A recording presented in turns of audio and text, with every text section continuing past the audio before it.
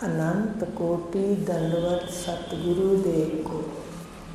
कल अपना विषय चल रहा था, कोश चल रहे हैं, मनोमय कोश।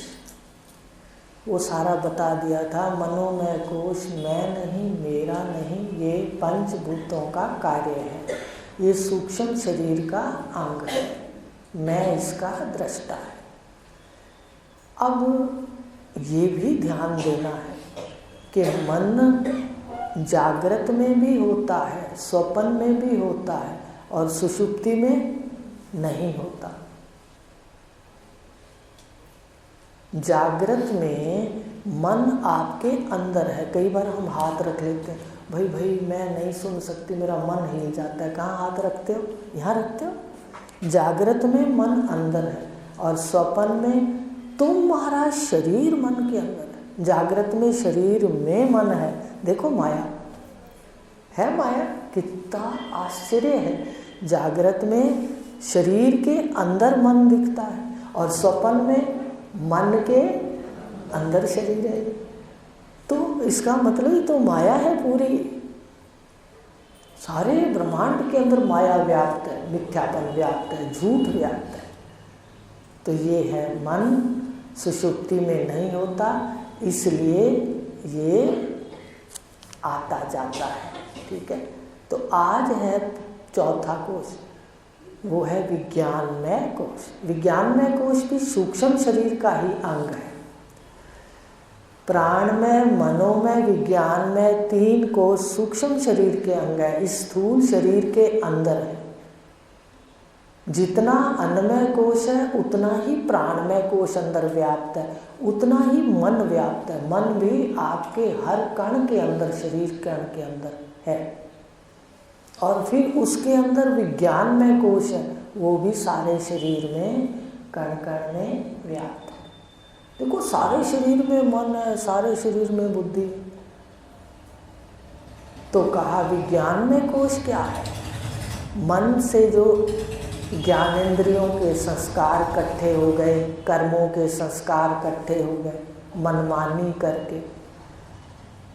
मन का मतलब है ध्यान देना, अच्छा लगना या बुरा लगना। जहाँ लगा है, मुझे तो बड़ा अच्छा लगा, माया। जहाँ लगा शब्द लगाओगे ना, वो माया है। कई बार कहते सत्संग बड़ा अच्छा लगा, माया में बैठे हैं। देखो, ये बड़े लक्षण हैं। आपके हर शब्द से पता चलता है कि आप कहाँ बैठ के बात करते हैं। जो लगा होता है वहाँ मन खड़ा होता है। हमें मन को अच्छा भी लगता है और मन को बुरा भी लगता है। तो ये है मनोमय कोश।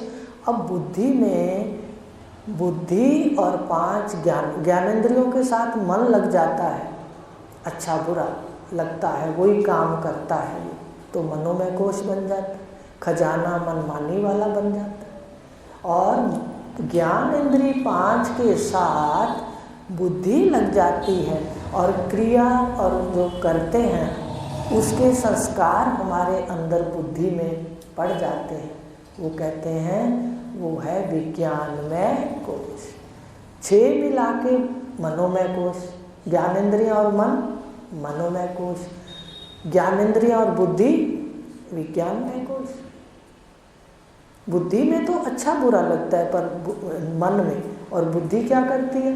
बुद्धि सारा व्यवहार करके राग और द्वेष, अच्छा बुरा मन ने किया, बुद्धि ने राग अंदर रख लिया अच्छे के साथ और द्वेष रख लिया बुरे के साथ। राग और द्वेष करती है। तो बुद्धि ने राग द्वेष निश्चित कर लिया, निश्चय कर लिया कि भाई हाँ ये तो ऐसा है, हाँ भाई ये तो मकान ऐसा है, ये तो मेरा मित्र ऐसा है, चाहे वो अच्छा है या बुरा। ये सारे निश्चय किस में पड़े हैं? बुद्धि के अंदर। और मन क्या है? कहते मन पहले देखता है, अच्छा आज अच्छा नहीं लगा, ये आज इसका व्यवहार बुरा नहीं लगा है, आज अच्छा लगा है। वो ऐसे लटकता रहता है, वो मन है। लेकिन बुद्धि बाद में निश्चय कर लेती है, नहीं नहीं ये तो ऐसा ही है, ये है विज्ञानमय कोश। अब बुद्धि ने संस्कार अंदर रख लिए और खजाना बन गया। अब ये खजाने साथ ही जाएंगे, अंदर अंदर खजाने बंद हैं, इसलिए खोल के देख लो और बिल्कुल उड़ेल दो। सारी अटैची, बुद्धि रूपी अटैची और मकान रूपी ट्रंक। ट्रंक तो मन है, वो तो अटैची है छोटी, उड़ेल दो जो भी है बाहर, तुम साक्षी हो जाओ, शब्द भरना शुरू कर दो। तो कहा विज्ञानमय कोश किसके अंदर है? मनोमय कोश के अंदर विज्ञानमय कोश। तो ये खजाने हमने हमारे पास हैं कोश। अब कोश को खोल कर देखो कि क्या क्या खजाने हैं इसमें, वो आपको पता लगेगा, अपना अपना अलग। अब बुद्धि का स्वभाव बताते हैं कि बुद्धि जो है ये जब जागृत में प्रकट होती है, और जब ये बुद्धि प्रकट होती है तो आपकी जो मैं है, सुन रही है, इधर बोल रही है, ये मैं इसके साथ प्रकट होती है। ध्यान से पहचान करो मैं कहाँ से चलती है, ये जो दूसरी मैं है, कर्ता कहती है, ये बोल रही है, ये सुन रही है। ये मैं जागृत आते ही ये बुद्धि का शीशा जैसे खड़ा होता है, प्रकट होता है। रात को तो औंधा हो जाता है, सुबह फिर सीधा हो जाता है। तो मेरा मैं का दूसरा रूप दिखता है, दो हो जाते हैं शीशे करके। और ये छोटी मैं, हम शरीर के अंदर देखते हैं कि मैं इतनी मैं, ये मैं अहंकार कहलाती है। देखो ध्यान से सुनना, इसी को ही हटाना है। ये जो मैं है जागृत में आती है, ये अहंकार कहलाती है। और ये अहंकार फिर सबके साथ लगता जाता है, शरीर के साथ, जाति के साथ, और बताया था ना आपको कितने पद के साथ, पदार्थों के साथ, मेरा मेरा, ये सबके साथ मैं, ये मैंने किया, मैंने किया, मैंने किया। और मैं करता बकरा क्या करता है? और मैना करती, मैना क्या है? सबके मन को ये मैना, ये मैना। आप कहो ये भी मैना, ये भी मैना, शरीर भी मैना, बुद्धि भी मैना। मैं नहीं हूँ, मैं दृष्टा। तो कहा कि बुद्धि जो है इसमें मैं प्रकट होती है। अब ये मैं जागृत में काम करती है, स्वप्न में भी ये मैं होती है।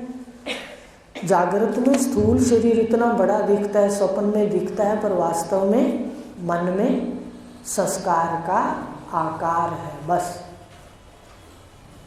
स्थूल तो चारपाई पे पड़ा होता है। अब ये मैं स्वप्न में भी होती है, पर गहरी निद्रा में ये मैं जो बोल रही है, सुन रही है, ये नहीं होती,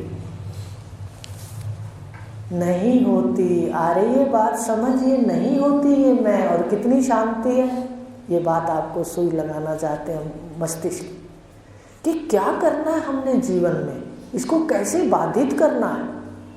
फिर दुनिया की सैर करनी है, रोने के लिए थोड़ी आए थे रोते हुए, सारी उम्र रोते, जाते भी रोते, क्यों? मनुष्य शरीर का क्या लाभ हुआ फिर? और गुरु मिले इतने कामिल तो क्या लाभ लिया? मिलते नहीं है गुरु। ये ध्यान आप एक बार जाकर के ना खोजबीन करो। इसने तो बहुत खोजबीन की, भटका, इतने गुरुओं के पास गए, 8-10 के पास, और फिर एक स्त्री चोले में घर में डाइनिंग पे बैठे हुए खाना खा रहे, और घर में तो रंगीन ही कपड़े पहनते थे, सत्संग में सफ़ेद पहनते थे। तो देखो इतना कुछ मिला। तो ये अपने सुंदर कर्म हैं, आपको बता। तो कहा ये मैं सुषुप्ति में नहीं होती, तो आज मेरे भाई बहन देखना कितनी शांति होती है सुषुप्ति में, गहरी शांति, और तीनों शक्तियाँ आपकी प्रकट हो जाती हैं, ज्ञान शक्ति, क्रिया शक्ति और द्रव्य शक्ति। ये जो मैं बैठी है ना, ये उसमें डुबकी लगा देती है, उठती है तो तरोताज़ा, ज्ञान भी याद आने लगता है, क्रिया करने की शक्ति भी हो जाती है। और अगर आप सियाने हो, अगर आप उस स्थिति को पकड़ते हो, तो आप जो कल्प वृक्ष हो, जो ही संकल्प करोगे शुभ, वो पूरे होंगे। पर अभी पता नहीं है ना, शरीर में घुसे बैठे, इसी में सब मैं मान रहे हैं, सब कुछ कर रहे हैं। आपके अंदर सब शक्तियाँ हैं, आप रोज़ उसमें डूबते हो, बस पकड़ने की ज़रूरत है, पहचान की। तो ज्ञान शक्ति तो पता ही है, उठते आप तरोताजा होते हो, काम करने की भी ताकत बढ़ जाती है, होती है। थक गई हूँ, अब थोड़ा आराम कर लूँ, नींद कर लूँ, नींद से उठते ही एकदम तरोताजा। चलो द्रव्य शक्ति समझ नहीं आती, ये भी बिल्कुल पक्की बात है। द्रव्य शक्ति भी उस स्थिति में, ऐसी अवस्था अगर आपकी जागृत में है तो द्रव्य शक्ति आपके संकल्प में है। तो कहने का मतलब आप सुषुप्ति में देखो, ये जो मैं बैठी है ये अहंकार वाली, ये नहीं होती, इतनी शांति होती है और थकावट भी मिट जाती है। ध्यान देना, ऐसे ही जागृत में आकर इस मैं को बाधित करना था, नाश नहीं करना था। व्यवहार तो इस मैं से ही होगा ना, जागृत के अंदर इसको बाधित करना था। आपने पिछली मैं में बैठना था और इस मैं से व्यवहार करना था, तब ये आपके शांति भी रहेगी, शरीर में स्फूर्ति भी रहेगी। आपको बताया था मन की शांति, शरीर की स्फूर्ति और आनंद केवल आत्मज्ञान में। 3 चीज़ें नोट कर लो, शरीर भी स्वस्थ हो जाते हैं, बीमारियां धीमी पड़ जाती हैं, प्रारब्ध की, जिसको कहते हैं ना प्रारब्ध में लिखी हैं, पत्री में लिखी, वो भी धीमी पड़ जाती हैं, क्षीण हो जाती है। तो कहने का मतलब कि ये जो मैं है ये बुद्धि वाली है। अब ध्यान दो, ये मैं जागृत में भी है, स्वप्न में भी है और सुषुप्ति में नहीं है। वहाँ नहीं है तो कितनी शांति है, कितना आनंद है और कितनी स्फूर्ति है, यही जागृत में लाना है। इसको बाधित करना है, इसको व्यवहार करते हुए दूसरी मैं में बैठना है, साक्षी मैं में। तो इस प्रकार ये बुद्धि में प्रतिबिंब है, ये विज्ञानमय कोश है। अब विज्ञानमय कोश में 5 ज्ञानेंद्रियां और बुद्धि। बुद्धि का तो आपको बता दिया क्या विशेषता है इसकी, मैं प्रकट होती है और इस मैं को अहंकार वाली मैं होती है, अंतःकरण का चौथा पुर्जा होता है ये। इसके सबसे ज़्यादा आखिर में ये नाश होती है, सबसे ज़्यादा आखिर में ये अंतःकरण वाला चौथा पुर्जा, मन बुद्धि चित्त अहंकार, ये अहंकार छूटता है, इसके लिए प्रयास करता है जी। तो ये मैं के साक्षी रूप में बैठ के इसके व्यवहार को देखना है। तो कहा 5 ज्ञानेंद्रियां आपको पता ही हैं, आँख, तो कान, आकाश का और अग्नि की, वायु की त्वचा, अग्नि की आँख, जल की रसना जिह्वा और पृथ्वी की गंध। तो ये जो 5 हैं ये दरवाजे हैं, इस पे दरवाजे हैं। देखो एक छोटी सी बात बताते हैं, किताब में तो नहीं बताएंगे पर आप प्रैक्टिकल देखना। आपकी वृत्ति मन से उठती है कि मैं खाना बनाऊं या बच्चों को कोई चीज़ बना दूं या ऑफिस जाऊं। अब वृत्ति उठी, वृत्ति उठ करके वृत्ति आरूढ़ चेतन, ये मैं जो बुद्धि वाली है किस पर बैठ के जाती है, वृत्ति पर बैठकर इंद्रियों से बाहर जाती है आपकी मैं। ध्यान दिया कर, सारा दिन यंत्र की तरह शरीर चलता है। ज्ञान हो जाएगा तो आप अलग अपना काम करोगे, सुंदर, यंत्र अपना काम करेंगे। वृत्ति आरूढ़ चेतन कहते हैं इसमें को, वृत्ति आरूढ़, समझ गए, वृत्ति पर चढ़ के।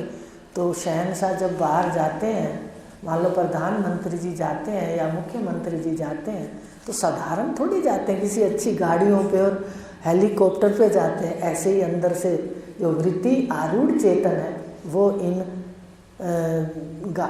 देशों, नगरी कहा है इनको कि जो रूप की नगरी है, आँख के माध्यम से निकलोगे तो कहाँ जाओगे, रूप रूप रूप रूप। ये सारा देश किसका है, रूप देश में। कान के माध्यम से वृत्ति पर चढ़ के, याद रखना, वृत्ति आरूढ़ चेतन।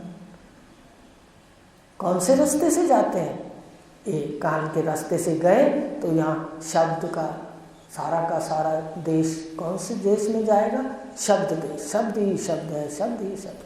आँख के माध्यम से आरूढ़ होकर जाएगा, रूप ही रूप है, और रस के माध्यम से रस ही रस है। पर वृत्ति आरूढ़ चेतन ये मैं होगी साथ में, याद रखना। और ये शहंशाह है, ये स्वयं शहंशाह है।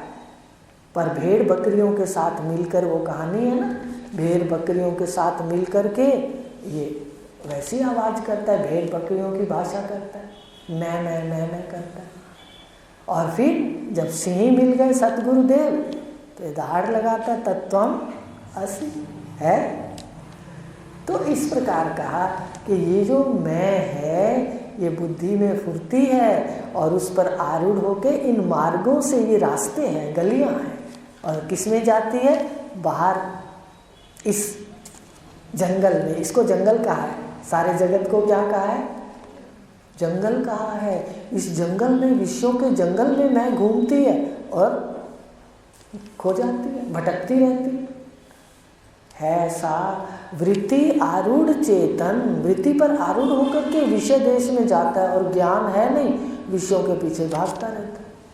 कितनी बार बता दिया, हर विषय के पीछे भागता है। विषयों में कभी भी इसकी तृप्ति नहीं होती। तृप्ति तो इसकी निवृत्ति से होगी, विषयों में तृप्ति नहीं है।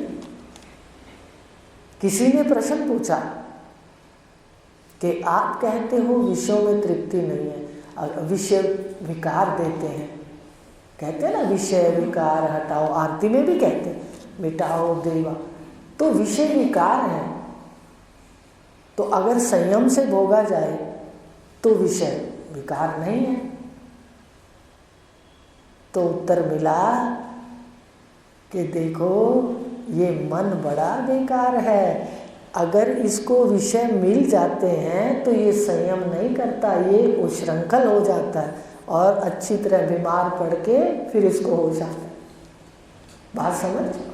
आज देखो हमारे शास्त्रों के अंदर कितना लिखा हुआ है। बालाजी को पूछते हैं, हनुमान जी को पूछते हैं। हनुमान जी के मंदिर भगवान राम से ज़्यादा है पर ब्रह्मचारी थे। बात समझ गए? तो इस प्रकार क्या है कि ये मन का स्वभाव है, तो बुद्धि तो शांत रहती है मन के सामने। हमारे ऊपर हावी कौन रहता है? मन रहता है, बुद्धि को तो हावी नहीं होने देते हम। तो कहा ये 5 ज्ञानेंद्रियों के माध्यम से वृत्तियाँ, मन और बुद्धि की वृत्ति, ये वृत्तियाँ हैं, ये बाहर विषय देश में जाती हैं और इस जंगल में खो जाती हैं, दौड़ती जाती हैं, दौड़ती जाती हैं। और कहानी भी सुनते हैं। वही एक राजा था,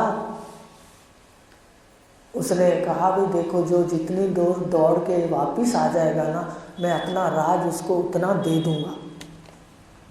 हाँ भाई, हमारे लिए है ये कहानी है। राजा ने डोंडी कराई कि देखो मेरे राज्य में शाम को प्रतियोगिता है सुबह, कि जो सुबह दौड़ता दौड़ता जहाँ तक वापिस आके मेरे पास आएगा ना, जहाँ तक वो अपना झंडा लगाएगा, मैं उसको पूरी भूमि दे दूंगा, वो उस पर राज करेगा। तो जब दौड़ने वाले आए, मन की बात बता रही हूँ, जब दौड़ने वाले आए, दौड़े तो देखा, उनका थोड़ी देर और दौड़ता हूँ, तेज दौड़ लूँगा तो वापस पहुँच जाऊँगा। टाइम तो देखा ही होगा कि मैं दोपहर तक यहाँ दौड़ा हूँ तो शाम को वापस जाते हुए शाम तो हो ही जाएगी। पर लालच मन, ये देखो हम भी यही करते हैं। हम अपने इतने कीमती शरीर को सिर्फ उस पत्थरों के अंदर, चाहे वो हीरे हैं चाहे वो सोना है, एक सीमा पर ये काम है पैसे का। एक सीमा से बाहर अगर धन है तो आपके काम नहीं आएगा। ये आज नोट करने बात। तो उसमें क्या है कि हम उसका सदुपयोग करें, जैसे कहा है अपना खाएं पिएंगे, अच्छा जो भी शास्त्रों के अंदर है। तो कहने का बात, वो भागते गए भागते मन में आया नहीं थोड़ी और 2 कदम दौड़ लेता हूँ, फिर 2 कदम तो जल्दी से पूरे कर ही लूँगा। पर जब वापिस देर से आए तो राजा तक नहीं पहुँच पाए, रास्ते में ही थक के गिर गए। आ रही है बात समझिए? ये थक के गिरना क्या है? वासनाएं रह गई। हम दौड़ते रहे जगत के अंदर, दौड़ते रहे। अगर गुरु मिले हैं तो हम अंतर्मुख हुए हैं इनकी कृपा से, नहीं तो दौड़ते दौड़ते दौड़ते और वापिस आते क्या है, वहीं गिर जाते हैं। ये है मृत्यु। मृत्यु और कुछ नहीं है, एक विश्राम पद है। इच्छाएं रह गई, शरीर की प्रारब्ध खत्म हो गई। क्या है मृत्यु, ध्यान से देखो। जितना सुनोगे इसका भय भी उतरेगा। भागते भागते इच्छाओं के पीछे भाग रहे हैं, राजा ने तो खुला छोड़ दिया, तू लौट के मेरे पास आ जा, मैं तेरे को सारा राजपाट दे दूंगा। पर इसने क्या किया, लालच में और भागना शुरू किया, भागना शुरू किया। जब वापिस आया तो रास्ते में ही दम तोड़ दिया। ये है विश्राम पद। मृत्यु विश्राम पद है। जब इच्छाएं शेष हैं तो मरना पड़ेगा। क्यों? थक गया, शरीर बूढ़ा हो गया, थक गया, फिर से लेना पड़ेगा।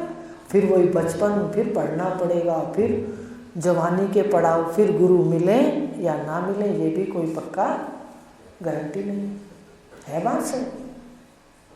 तो इसलिए कहा कि देखो, और क्या है, अगर जो पहुंच गया, ठीक है, जिसने अपने घर पहुंच गया तो उसकी देहों का क्या हो गया। अगर इच्छा नहीं है, इच्छा किसकी नहीं रहेगी, जो तत्व ज्ञान सुनेगा, आत्मा और ब्रह्म का ज्ञान जानेगा, जगत को सत्य क्या है ये जानेगा। नहीं तो इच्छाएं नहीं मिटती।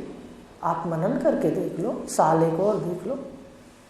अब इच्छाएं रही ना और शरीर का प्रारब्ध खत्म हो गया अपना व्यवहार करते करते, तो देह नहीं मिलती, वो है देहांत।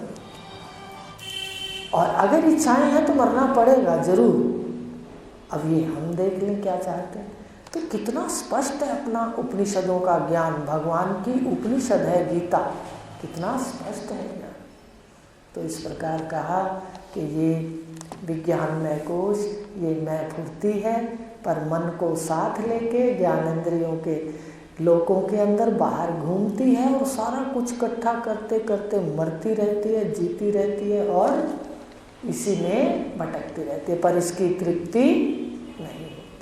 कल आगे थोड़ा सा लेंगे, आनंदमय कोश भी फिर ले लेंगे। ओम